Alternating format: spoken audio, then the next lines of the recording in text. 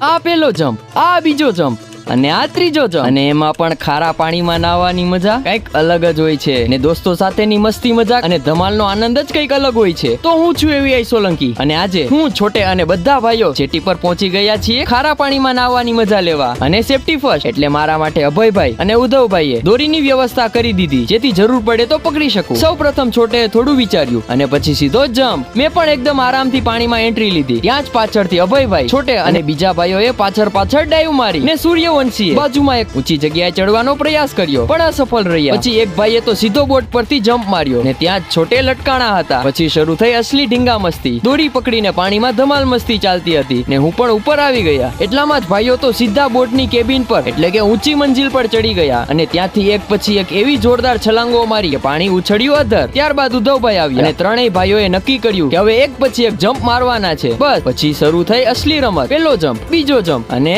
ત્રીજો જમ્પ. એ પછી ભાઈઓએ નાની કડચલી પકડવાની કોશિશ કરી. પેલા તો હાથમાં ન આવી પણ ઘણી મહેનત પછી પકડી જ લીધી. અને પછી શરૂ થયું દરિયાઈ લોશન એટલે દરિયાઈ સાબુ સાથે નાહવાનું ખારા પાણીમાં. એ મજા અલગ જ હતી. છેલ્લે ઉધાભાઈ અને છોટે એક આખરી ઊંડો જમ્પ માર્યો અને સીધા પાણીની અંદર. તો ભગવાનના આશીર્વાદ હંમેશા આપણા પર બન્યા રહે એવી પ્રાર્થના સાથે આજનો મિની વ્લોગ અહીં જ પૂરો કરીએ છીએ. ટાટા.